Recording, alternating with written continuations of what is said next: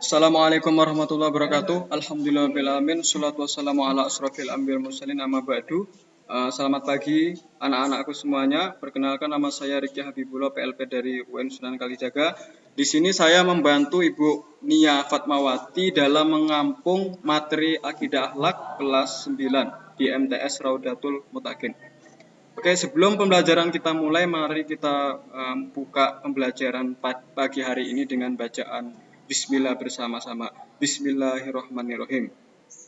Oke, selanjutnya anak-anakku semua tetap semangat dalam belajar karena Nabi Muhammad SAW pernah menitipkan amanat kepada kita untuk belajar dengan serius. Mungkin di dalam hadisnya jelas man tolaba ilma lidunya ila akhirihi. Jadi bahwasanya Nabi Muhammad memerintahkan kita untuk mencari ilmu.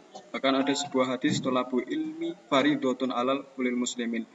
Oke, juga anak-anakku semua mungkin pernah juga mendengar terkait dengan salah satu kalam hikmah di dalam kitab akhlak. Di situ menjelaskan bahwasanya ta'allam fa innal ilma zainun li ahlihi wa fadlun wa unwanun likulil mahamidi.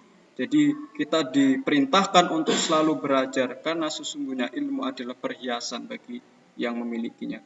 Bahkan kalau kita melihat orang-orang besar itu karena sukses itu karena ilmunya.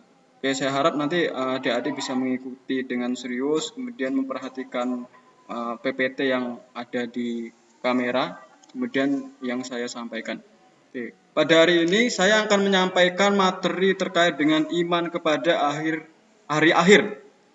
Mungkin adik-adik semua pernah berpikir bahwasanya hari akhir itu seperti apa ya? Mungkin seperti suara meledak, kemudian ada gunung yang bertaburan, kemudian ada tsunami yang besar. Itu hal-hal yang mungkin adik bayangkan sebelumnya. Kan tetapi di sini saya akan menerangkan terkait dengan pengertiannya dulu agar kita memahami hari kiamat dengan sistematis dan sesuai dengan kaidahnya. Pertama, yaitu menurut bahasa ya, hari kiamat berarti adalah hari kehancuran. Jadi kalau kita membayangkannya, adik-adikku semua, kita membayangkan hari kehancuran berarti seluruh apa yang ada di bumi, apa yang ada di langit hancur seketika karena kekuasaan Allah. Itu secara penjelasannya seperti itu. Jadi memang hari kiamat akan terjadi, akan tetapi kita tidak tahu kapan terjadinya hari kiamat. Mungkin adik-adik pernah juga mendengar surat Al-Qari'ah ya, itu juga menjelaskan beberapa kejadian yang sangat mengerikan. Misal Al-Qari'ah, Mal-Qari'ah, Al-Qari'ah hari kiamat, Mal-Qari'ah apakah itu hari kiamat, wa ma adraka Mal-Qari'ah, yauma yakunun nasu kal farosil mabsus, ibarat manusia bagaikan laron yang bertebangan, wa takunul jibalu kal ihnil manfus, dan selanjutnya. Jadi itu gambaran-gambaran hari kiamat yang diterangkan di surat Al-Qari'ah. Mungkin selanjutnya nama-nama hari lain dari hari akhir ya, hari kiamat. Jadi banyak ya. Bisa dilihat di slide-nya. Di sini ada 10. Akan tetapi saya akan menjelaskan hal-hal yang penting dalam 10 hal ini. Pertama terkait dengan bahasa yaumul kiamah atau hari kiamat ini sangat banyak terdapat di dalam Al-Qur'anul Karim. Bahkan adik-adik pun sering mendengar bahwasanya kiamat. Bahkan sebelumnya ada kiamat 2012 nggak jadi, sampai sekarang pun nggak tahu ya kiamat sampai kapan. Kemudian ada juga di sini yaumu khuruj. Ini sangat kita sering dengar, yaitu adalah yaumu keluar, harinya kita keluar dari kubur dan sebagainya. Kemudian di sini ada yaumu hasyr, hari penyesalan. Jadi banyak nama-nama hari kiamat, bukan hanya yaumul kiamat saja, ada yaumul hasyr, kemudian yaumiddin, yaumul khulud, kemudian yaumul hujur, ada 10 itu. Mungkin adik-adik bisa mempelajari di rumah masing-masing dan bisa menghafalnya. Kemudian lanjut terkait dengan dasar tentang hari akhir. Di sini Quran Al-Hajj menerangkan juga, kemudian Quran surat At-Toha 15. Bahwasanya inti dari dasar-dasar tentang hari akhir ini, kita harus mempercayain bahwasanya kiamat akan datang, akan tetapi waktu yang kedatangan hari kiamat itu yang kita tidak ketahui. Kemudian lanjut terkait dengan macam-macam kiamat. Mungkin adik-adik pernah mendengar terkait kiamat sugro, kemudian ada kiamat kubro dan sebagainya. Di sini saya akan menerangkan terkait dengan tanda-tandanya, tanda-tanda kiamat sugro. Jadi kiamat sugro di sini ditandai dengan misalnya ada gempa bumi, kemudian ada tsunami, kematian dan sebagainya. Itu adalah tanda-tanda dari kiamat sugro.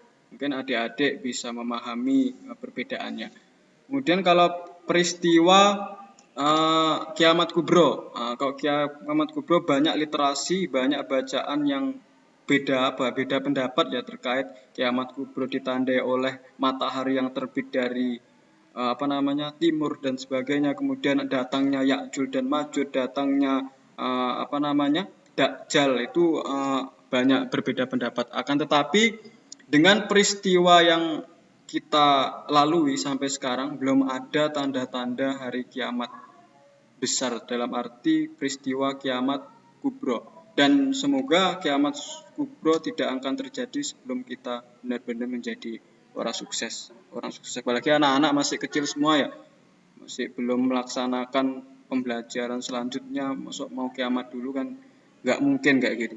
Oke, mungkin lanjut terkait dengan lanjutan peristiwa kiamat kubro. Di sini ada 3 tahap, ada yaumul mahsyar, yaumul mizan, yaumul sirat.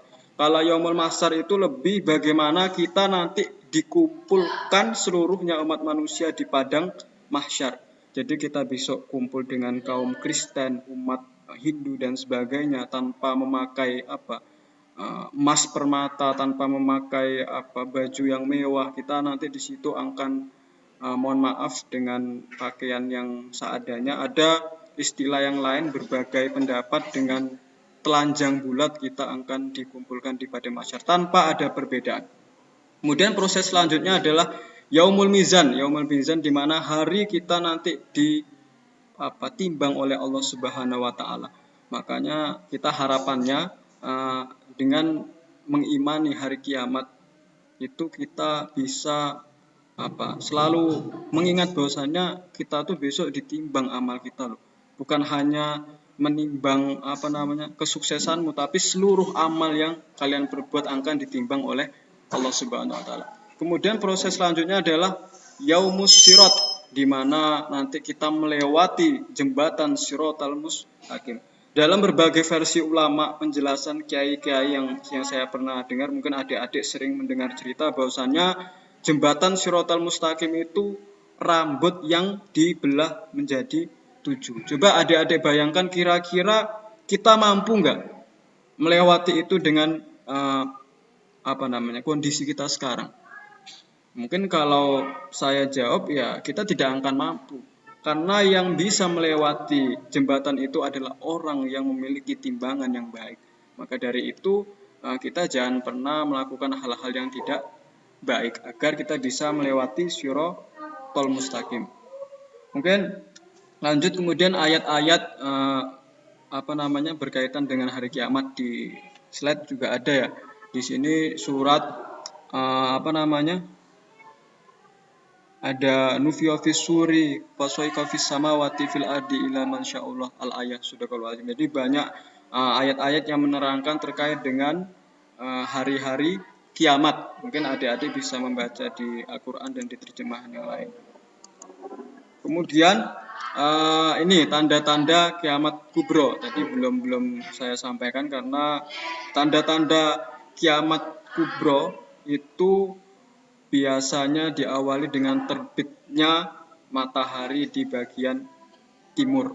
Seperti itu. Tapi wallahu alam, kita tidak usah berharap tanda kiamat datang kapan, yang penting kita mempercayai tanda-tanda kiamat. Di sini ada 10 ya tanda-tanda kiamat kubro. Pertama, banyak wanita yang melahirkan, tujuannya banyak pengembala unta berlomba-lomba dalam meningkatkan. Kemudian ada lenyapnya ilmu pengetahuan dan sebagainya, mungkin adik-adik bisa membacanya ya. Kemudian di sini tanda-tanda kiamat kubro juga ya, mungkin ada keluarnya Dajjal, kemudian turunnya Nabi Isa, dan banyak lagi Ya'juj dan Ma'juj. Mungkin tanda-tanda kiamatnya ya seperti itu. Terakhir ini fungsi iman kepada hari akhir. Jadi fungsinya pertama lebih mendekatkan diri kepada Allah, jelas ya, ketika kita mengingat hari kiamat secara otomatis kita pasti mengingat siapa yang menciptakan kita. Tidak mungkin kita mengingat hari kiamat tapi kita tidak mengingat siapa yang menciptakan hari kiamat. Kemudian di sini juga ada mendorong untuk berperilaku baik di sini jelas ya. Tadi sudah saya sampaikan bahwasannya nanti ada hari penimbangan amal, kemudian nanti kita akan melewati jembatan Shirathul Mustaqim yang tidak mungkin kita lewati dengan baik dengan perbuatan yang jelek. Maka dengan hari kiamat ini hikmahnya kita bisa berbuat baik seperti itu. Kemudian berani dalam membela kebenaran dan rela berkorban. Jadi apapun yang kita lakukan semuanya untuk kebaikan kepada diri kita. Yang terakhir di sini senantiasa minta ampun istighfar kepada Allah Subhanahu wa taala. Itu juga salah satu fungsi iman kepada hari kiamat. Oke. Di sini Bapak akan menyampaikan kesimpulan terkait pembelajaran pada hari ini. Intinya iman kepada hari kiamat harus ada dalam hati dan pikiran kita. Tidak cukup hanya di pikiran kita dan tidak cukup hanya di hati kita.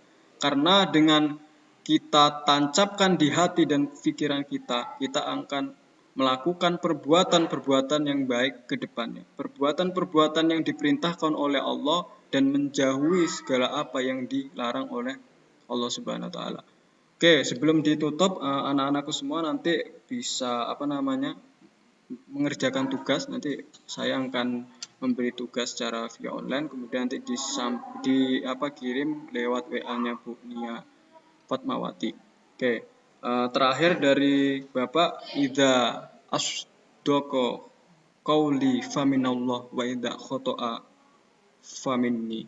Kurang lebihnya mohon maaf. Mari kita tutup dengan bacaan alhamdulillah bersama-sama. Alhamdulillahirabbil alamin. Assalamualaikum warahmatullahi wabarakatuh.